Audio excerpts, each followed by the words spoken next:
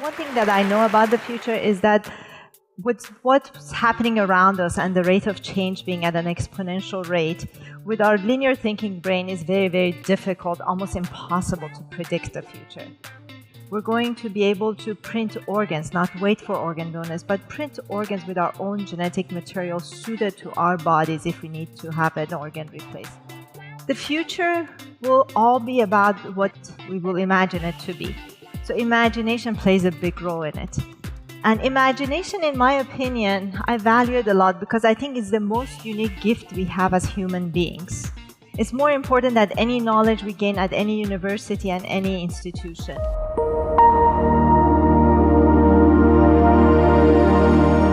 One thing that I know about the future is that with what's happening around us and the rate of change being at an exponential rate, with our linear thinking brain is very, very difficult, almost impossible to predict the future.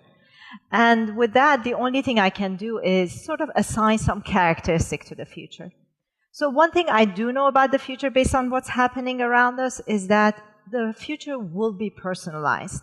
When you look at what's happening with 3D printing and additive manufacturing, we basically can imagine things that it would be very difficult to produce in mass. But now we can design those things and create it so we can have our own personalized fashion. But also not stopping there, we can look at our food supply. Our food supply will definitely change in the future. 3D printing actually will have an impact on so many different areas of our lives. But we can have our own food designed to our nutritional needs and to our individual taste. So we can have a lot of things that are personalized and not mass-produced. We're not going to stop there, and this work is actually happening today. We're going to be able to print organs, not wait for organ donors, but print organs with our own genetic material suited to our bodies if we need to have an organ replaced. But maybe we even have electively replace them, because there are some people, maybe like me, who want to live as a 20-year-old all their lives, and they will have that opportunity. Like you take your car to the service, we'll take our body to a service and have parts replaced.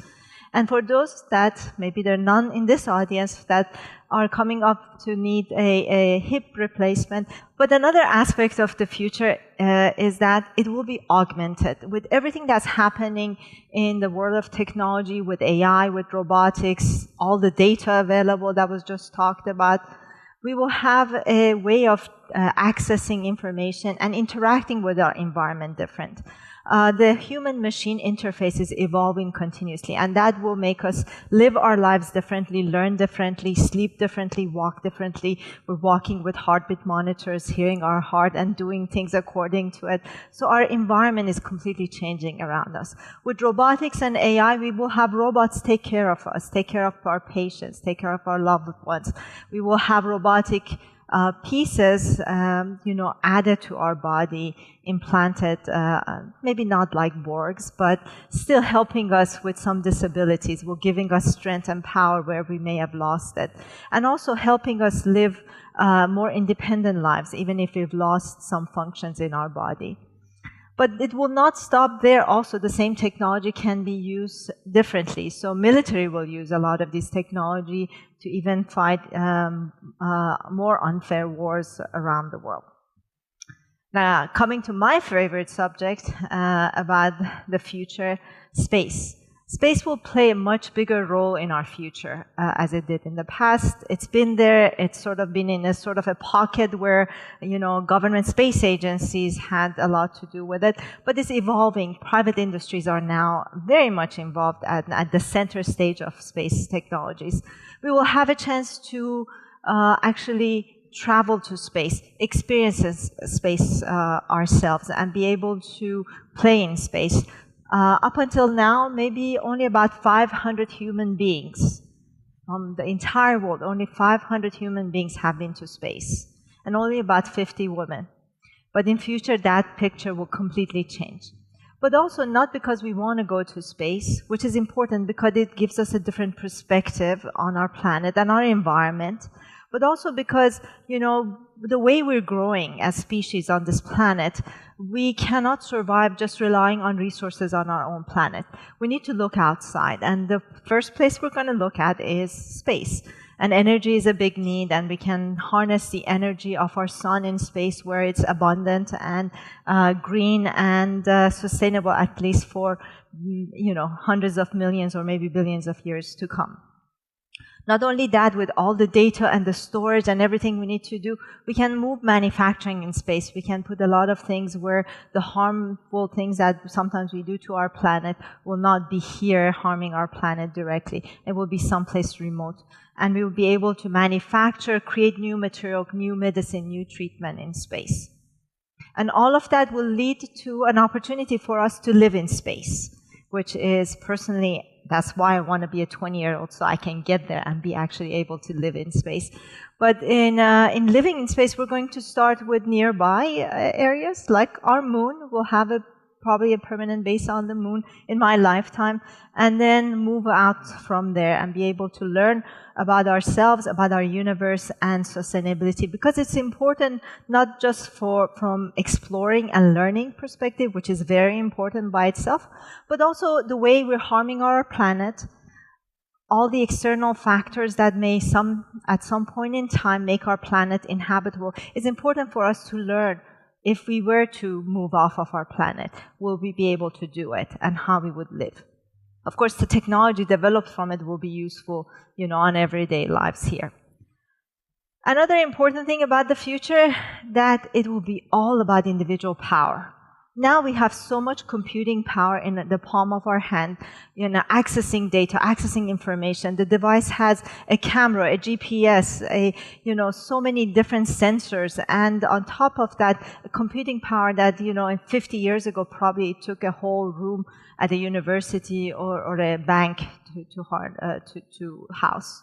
Not only that, with the whole, growth of the shared economy, we have everything we need at our power. So if you have an idea and you want to do something, you don't need to create everything from scratch anymore. Everything you need, all the resources you need to just make your idea to a reality can be leased, can be obtained just as much as you need it, because everything now is available as a service. You can even fund your idea through crowdfunding from people that you never met, you're probably likely to never meet, but from all over the world. They think you have a great idea and they're going to pitch in with $10 to $100 to $1,000 to give you your seed money when you need to start it. You don't need to go hire expensive resources. What you can do is find the best person to do the job you wanted for the duration you wanted. And again, all you need is your willpower and your idea and your dreams to make that come true. The future will all be about what we will imagine it to be. So imagination plays a big role in it. And imagination, in my opinion, I value it a lot because I think it's the most unique gift we have as human beings. It's more important than any knowledge we gain at any university and any institution. And it's a unique gift that sometimes we take for granted. It usually starts with an idea, a spark of an idea because we saw something someplace, or that we watched something, because I'm a big Star Trek fan and that started a lot of my passion for space, or a book we read. And then soon enough we start imagining ourselves in those places we've never been or things we've never done. And soon enough we can make it come true. I'm from Iran, so I grew up, falling in love with the night skies in Tehran. And I always wanted to go to space. And I thought as a child, watching Star Trek, that I would grow up, and when I grow up, there will be a Starfleet Academy, and I will go and apply and become like Mrs. Spock and fly all over the universe on board Spaceship Enterprise. Of course, none of that came true. I even drew how I'm going to go to space. And later on, this is actually the rocket that took me to space. So you can see I really saw what's going to happen. But I had to take the matter into my own hand. And I had to do everything in my power, use my resources. I was an engineer, an entrepreneur, and use everything that I had in my power and the resources I had around me and create that future for myself. But it all started with that imagination.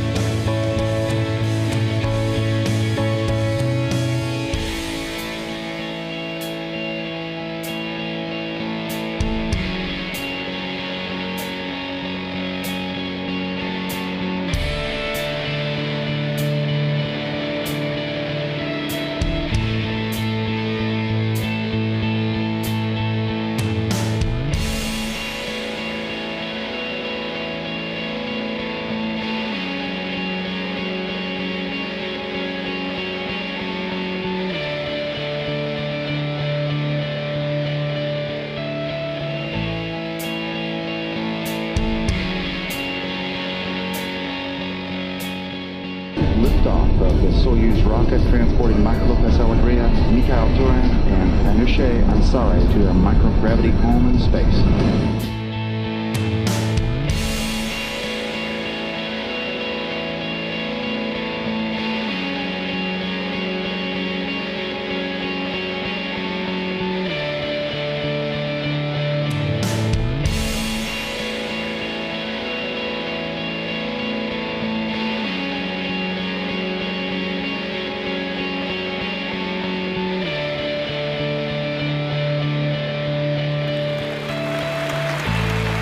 It is indeed a beautiful day, and let us take the future in our own hands. Thank you.